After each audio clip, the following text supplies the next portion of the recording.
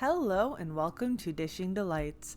My name is Jennica and today I'm going to take you along with me as we forage for some morel mushrooms, garlic mustard greens, and some green onions. And with our harvest we are going to make 2 dinners. Now let's get into it.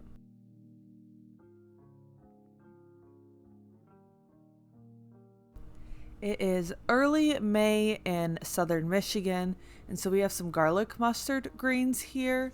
Now I'm going to take some of these and we are going to just toss them onto the grill today, but I like to gather these for pesto. I'll make that in another video. And I also have here some wild green onions. So I'm going to pull some of these up and show you what they look like. I have these all over our old property. That's where we're looking right now, but I also have a big patch in the property that we live at now. I'll show you that patch later. But these are a great thing to forage for, and I like to dry mine and then just make them into onion powder.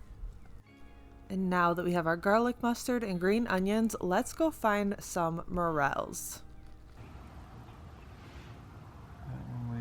That one in front of you might go grab him.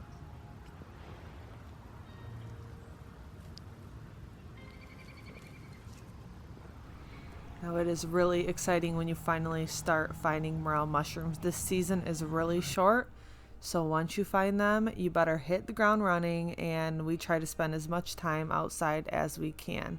Right here, we have some green onions. And this is like not too far outside our door. I've been clipping them and drying them. And I'm going to clip some more tonight, and we are going to have some with our dinner.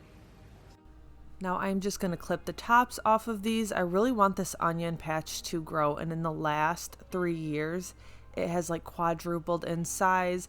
When you forage for wild green onions, you only want to take 10% of them.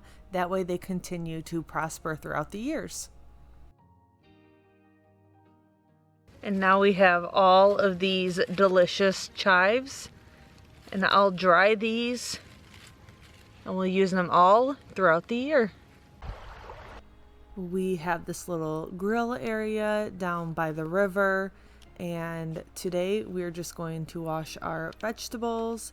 I have some asparagus here that we went and grabbed from the store. We also grabbed some steaks to have with our mushrooms. I tossed everything into the water to soak, and then these are dehydrated mushrooms from last year, and we wanted to rehydrate some and see how well they grilled, and you'll see how those turn out. So we're going to start a little fire as we grill out. We love this little area down by the river. It's so much fun to hang out at, especially in the spring before the mosquitoes come. Here my husband is building us a beautiful fire, and we are going to enjoy a little fire.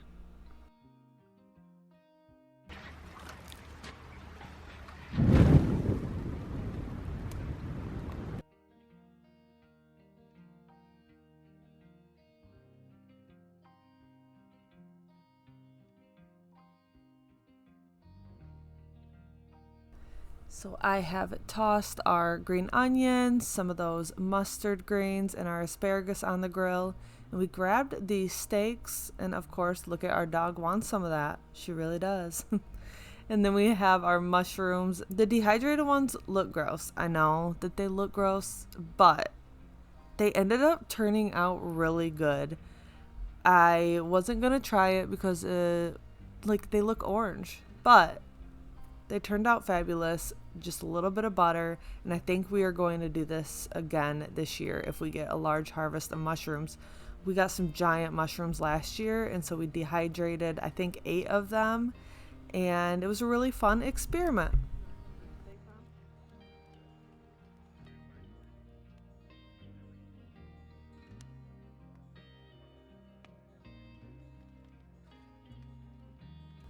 We have 2 steaks that we threw on the grill.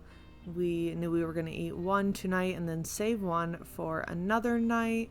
We're just going to add some Chicago steak seasoning to these, and then we're going to move these to the top part of the grill because they are all the way cooked.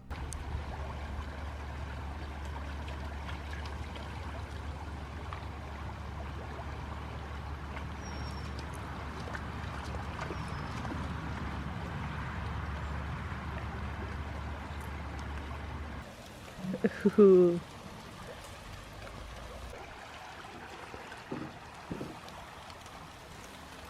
Oh, they're done. They're done. Now, we did overcook one of the steaks a little bit too much, but that is perfectly fine. We walked 4 miles for this meal, so that is the final product. It was absolutely delicious. And now we are on to foraging day 2. All right, I have 2 right here. We got another 2. We've got some over here. Let me zoom you in. There's a couple. Oh, I can see 4 over there.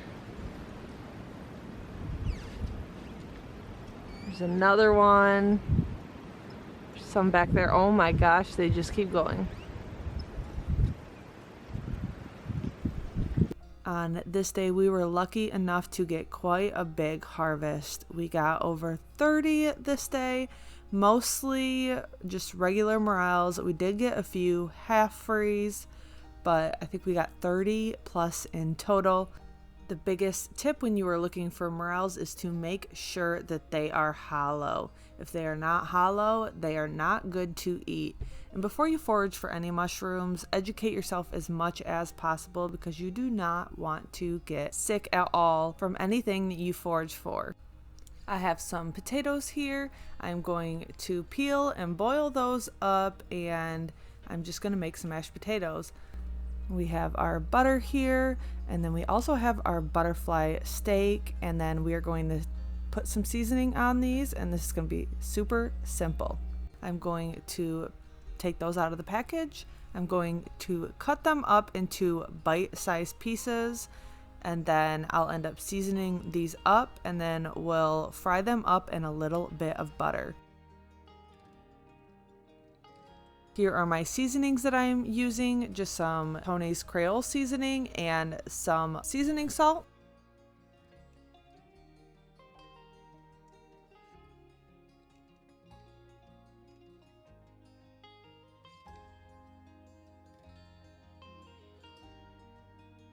Here is our morel mushrooms that are washed and drained.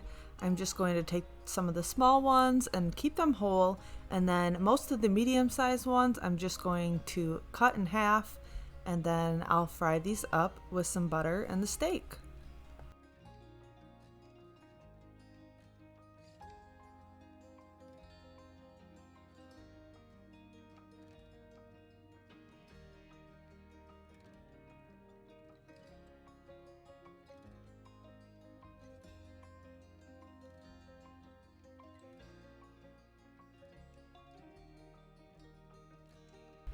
Now that our potatoes are fully cooked, I've just boiled these on the stovetop.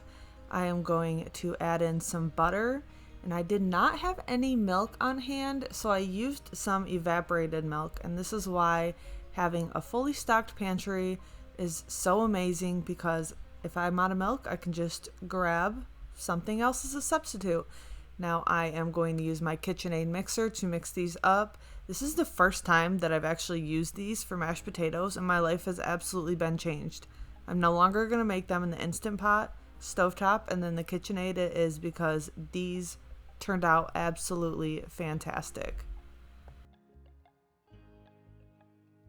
Into my hot cast iron pan, I'm adding a couple tablespoons of butter, and then I'm adding in my mushrooms. I want these fully cooked through, so I toss these on first. I let them cook for about 2 minutes, and then I'm adding my steak. And once the steak is in the pan, it is going to be less than 2 minutes because I don't want these fully cooked through. And then I will pull them off of the stovetop, let them continue to cook just a little bit, and then I'm just going to serve these on top of mashed potatoes.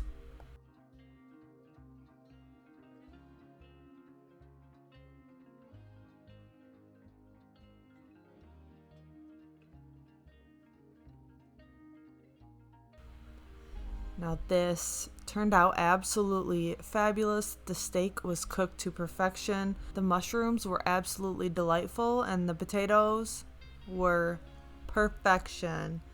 Now this is what's for dinner tonight. Now thank you so much for coming along with me. The neighbor has started mowing his lawn, so I think that is my cue to leave you off here.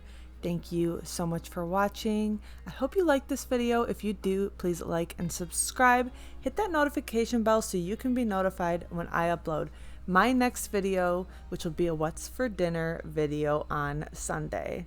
And thank you so much for watching.